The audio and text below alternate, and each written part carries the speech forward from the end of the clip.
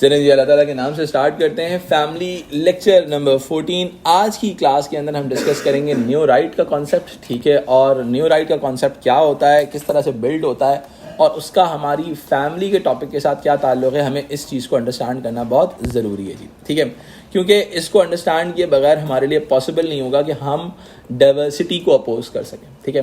Exam में बहुत ज़्यादा एक्सपेक्टेड ये क्वेश्चन होता है कि वो या तो 10 और 6 मार्कर वाला जो सवाल होता है क्वेश्चन नंबर 3, या फिर क्वेश्चन नंबर 4 और 5 के अंदर डाइवर्सिटी का सवाल पूछ सकता है, ठीक है। अब बच्चों को सबसे ज़्यादा प्रॉब्लम ये होती है कि भाई डाइवर्सिटी को अपोज कैसे करना है। अपने पास कहीं पे लिख लो how to oppose diversity. Actual में ये फिनोमेना इस चीज़ का। आज आपको मेरे लेक्चर के अंदर राइटिंग थोड़ी डिफरेंट मिलेगी क्योंकि मेरी जो एप्पल पेंसिल है उसके साथ थोड़ा सा इशू चल रहा है, तो इंशाल्लाह ताला जल्द वो आ जाएगी तो आपको मेरी जेनेरिक राइटिंग मिलेगी। आज राइटिंग थोड़ी सी ऑफ मिलने के चांसेस हैं, ठीक है जी। तो फैमिली लेक्चर नंबर 14 हम आज डिस्कस करने जा रहे हैं न्यू राइट पर्सपेक्टिव। अपने पास लिख लें how to oppose family diversity, उसके साथ डैश डाल के लिख लीजिएगा न्यू राइट। न्यू राइट कौन है, कैसे हैं, क्या है, थोड़ा सा इसके बारे में बात कर लेते हैं,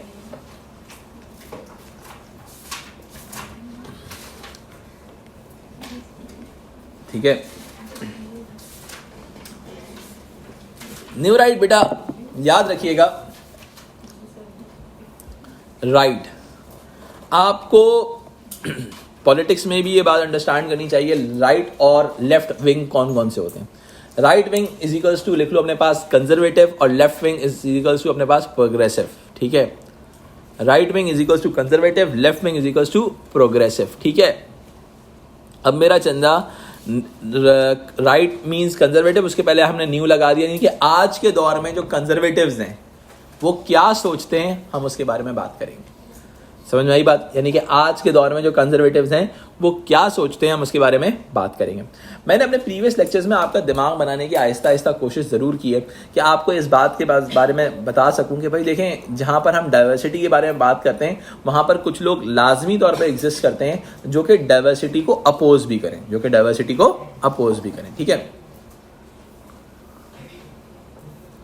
अब ये जितनी भी थ्योरीज मैं बता रहा हूं, अगर एग्जाम में डाइवर्सिटी बेस्ड क्वेश्चन आ जाए, क्वेश्चन नंबर 3 में, क्वेश्चन नंबर 4 में, क्वेश्चन नंबर 5 में, या फिर 2 लिमिटेशंस ऑफ डाइवर्सिटी या 2 साइड इफेक्ट्स ऑफ डाइवर्सिटी, तो बेटा मेरा बेटा क्वेश्चन नंबर 2A 2B के अंदर भी आ सकता है, ठीक है। 2 लिमिटेशंस ऑफ डाइवर्सिटी या 2 साइड इफेक्ट्स या 2 क्रिटिसिज्म ऑन डाइवर्सिटी, तो उसमें भी न्यू राइट आएगा, ये बात जहन में रखें। अगर आपको न्यू राइट सही से नहीं आता तो मेरा बेटा आप बड़े डेंजर जोन में होंगे, पर्टिकुलरली डाइवर्सिटी का सवाल अटेम्प्ट करने के लिए। और एग्जाम में कोई ऐसा पास पेपर आपको नहीं मिलेगा जिसके अंदर डाइवर्सिटी का सवाल ना आया हो, ठीक है जी। तो आपके दिमाग के अंदर इस रेडार को अपने पास महफूज कर लें, जहां डाइवर्सिटी को अपोज करना हुआ आपके रेडार ने क्लिक करना है, हिट करना है इस चीज़ को कि भाई हमने क्या करना है, हमने न्यू राइट को लेके आ जाना है। क्योंकि न्यू राइट वो कंजर्वेटिव्स हैं जिनके सामने डाइवर्सिटी हो रही है, क्योंकि न्यू की बात आ गई। न्यू का मतलब है आज के दौर की बात आ जाती है, सही है। बहुत सारे न्यू राइट थ्योरिस्ट हमें न्यू फंक्शनलिस्ट थ्योरीज भी नजर आएंगे, new right theorist new functionalist theories भी नजर आएंगे, ठीक है। तो हमें इस चीज का भी अंदाजा अच्छे से होना चाहिए। अब आगे बढ़ते हैं, देखिए याद रखिए जी बॉस। बेटा फंक्शनलिस्ट भी कंजर्वेटिव्स हैं, न्यू फंक्शनलिस्ट होंगे, वो न्यू फंक्शनलिस्ट में आते हैं। जैसे यंग एंड वेल्मो है, हॉवर्ड्स हैं, ये न्यू राइट्स, हमको न्यू राइट्स भी कहते हैं और आपको ये न्यू फंक्शनलिस्ट भी कहते हैं। मेरा बेटा कंसेंसस और कंजर्वेटिव है ना। अब देखो पार्सन्स एंड गोडे ने थीसिस में क्या कहा, उसने न्यूक्लियर फैमिली की सपोर्ट की बात की, ट्रेडिशनल फैमिली की बात की मेरा चंदा, यही बात। तो मेरा चंदा अभी जो हमारा सिस्टम है वो डाइवर्सिफाइड सिस्टम है, उसको पोस्ट मॉडर्निज्म सपोर्ट करेगा। क्लियर होगी बात? तो जनाब अगर हम बात करते हैं न्यू राइट के हवाले से, न्यू राइट न्यूक्लियर फैमिली को सपोर्ट करते हैं, ट्रेडिशनल न्यूक्लियर फैमिली, ठीक है। एक ऐसी फैमिली जो कि हेट्रोसेक्सुअल हो, जिसमें मेल और फीमेल हो, यानी कि होमोसेक्सुअल फैमिलीज को अपोज करेंगे। फिर इसके अलावा ये लोग मैरिड कपल्स की बात करेंगे, मैरिड एडल्ट्स की बात करेंगे। इसके अलावा ये डिफाइंड जेंडर रोल की बात करेंगे। डिफाइंड जेंडर रोल का मतलब क्या होता है कि मेल और फीमेल का रोल डिफाइंड हो। अब देखो इसके अंदर हमारे पास, जैसे क्योंकि अगर मैं थोड़ा रेफर करना चाहूँ तो मैं, मेरा बेटा मर्डॉक एग्जिस्ट करता है, क्या करता है मर्डॉक, एग्जिस्ट करता है। मर्डॉक ने डेफिनेशन ऑफ द फैमिली में इकोनॉमिक प्रोविजन की भी बात की थी, उसके अंदर सोशल डिज़ायर ऐसा कहते हैं, सोशल अप्रूवल की भी बात की थी, बोथ सेक्सेस की बात की थी, यानी कि हेट्रोसेक्सुअल रिलेशनशिप की भी बात की थी। तो इस वजह से एक्चुअली न्यू राइट भी उसी फिनोमेना को सपोर्ट करते हुए नजर आएंगे। सही है, यानी कि अपने पास एक साइड पे अगर बनाना चाहो, साइड पे लिख लो कि when ever you want to go for the conservative approach, you want to oppose the diversity, then you need to talk about a new right perspective, and the new right will support the nuclear family. New right will support the nuclear family because उसको लगता है वो एक stable family structure है, ठीक है, एक ऐसा family structure है जो चीज़ों को stabilize रखता है, चीज़ों को stabilize रखता है, ठीक है। फिर अगर हम बात करते हैं आगे, ये लोग diversity को oppose करेंगे। इनको लगेगा आपकी जो डाइवर्सिटी है वो फैमिली ब्रेकडाउन का बायस है। फैमिली ब्रेकडाउन का मतलब क्या होता है? Dysfunctional family. डिसफंक्शनल फैमिली का मतलब कैसे होगा? बहुत ही सिंपल सी बात है। लेट्स सपोज हमारे पास आ गया सिंगलहुड या सिंगल पेरेंट फैमिली। क्या आ गया मेरा बेटा? सिंगलहुड या सिंगल पेरेंट फैमिली। अब सिंगलहुड या single parent family new right जो कि कंजर्वेटिव्स हैं, जो कि बेटा कंजर्वेटिव्स हैं, उनको ये लगेगा कि ये जो फैमिली है ये बहुत सारे फैमिली फंक्शंस को परफॉर्म नहीं कर रही अपने फंक्शंस को इफेक्टिवली परफॉर्म नहीं कर रही। That's why they consider this family structure as a dysfunctional family या मैरिटल इंस्टेबिलिटी के नाम से काउंट करेंगे। किसके नाम से काउंट करेंगे? मैरिटल इंस्टेबिलिटी के नाम से काउंट करेंगे।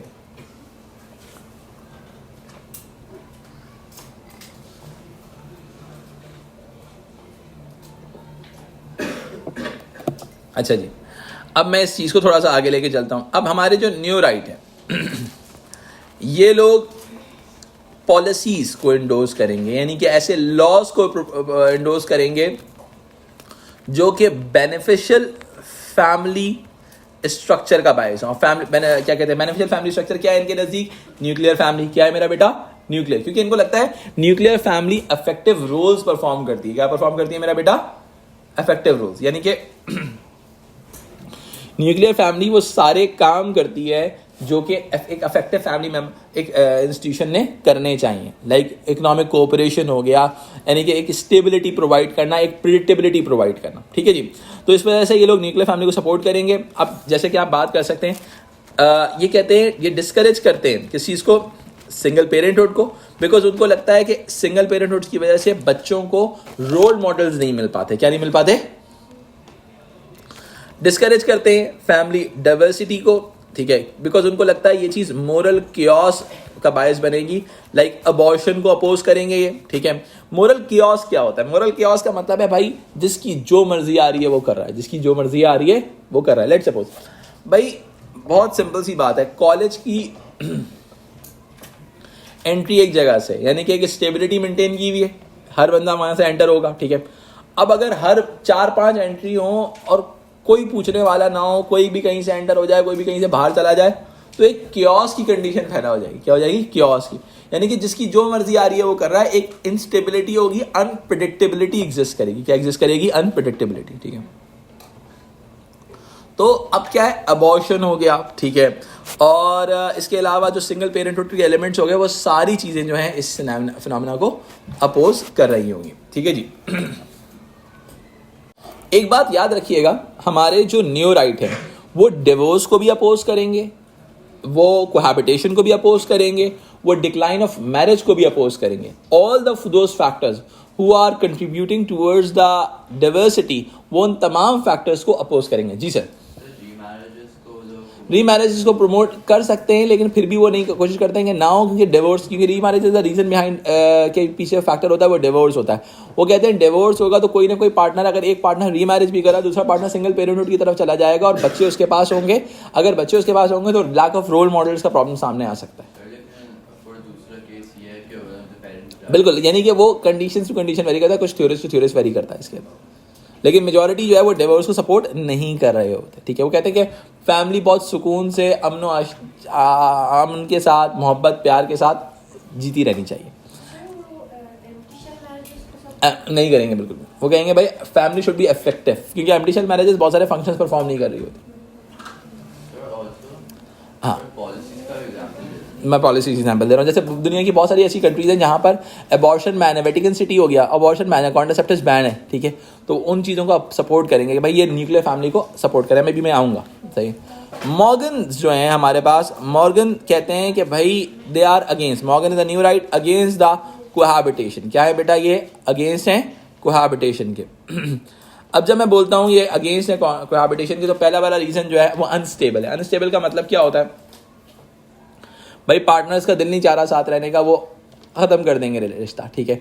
जिसकी वजह से एक्चुअली ये रिश्तों को ख़त्म नहीं करना चाहते। ये ख़ानदान की वो आंटी हैं, वो दादी हैं, वो नानी है जो चाहती हैं कि रिश्ता कायम रहे, चाहे जियो मरो हंसो कुछ भी करो, साथ रहना। जी सर।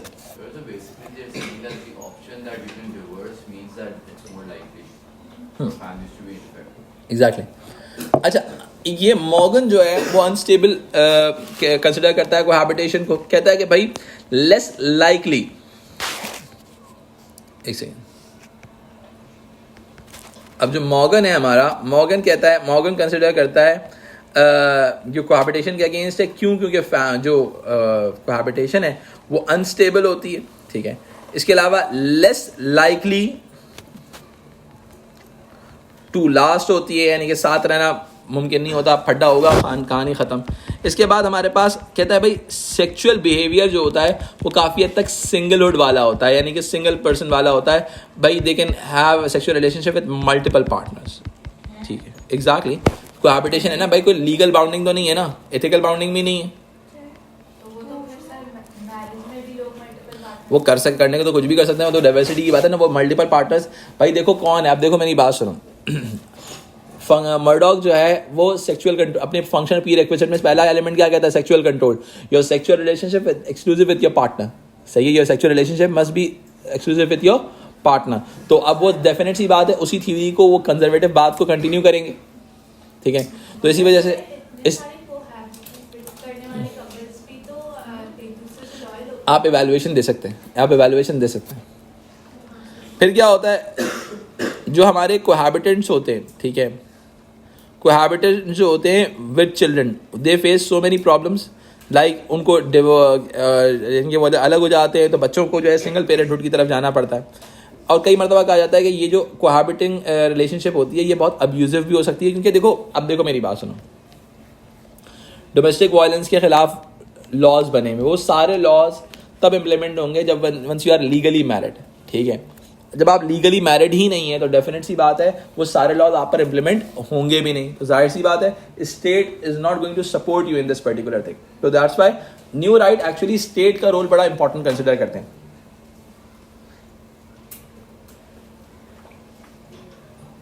अभी मैं आगे डिस्कस करूंगा, एक ईशनर की थ्योरी आएगी जिसने कहा था, सपोर्टिव स्टेट मॉडल की बात की थी कि स्टेट का काम है डोमेस्टिक वायलेंस को रोकना, स्टेट का काम है डोमेस्टिक वायलेंस को रोकना, फैमिली को सपोर्ट करना। तो भाई फैमिली को सपोर्ट स्टेट तभी उसी सूरत में कर सकता है अगर फैमिली जो है वो एक लीगल सेटिंग्स के अंदर हो। अगर फैमिली जो है वो कोहैबिटिंग स्टेटस पे होगी तो वो सिंपल दो लोग हैं, वो डोमेस्टिक वायलेंस का केस नहीं होगा, वो एक नॉर्मेटिव वायलेंस का केस होगा कि भाई जिसके अंदर दो लोगों की लड़ाई हो गई, सिंपल सी बात।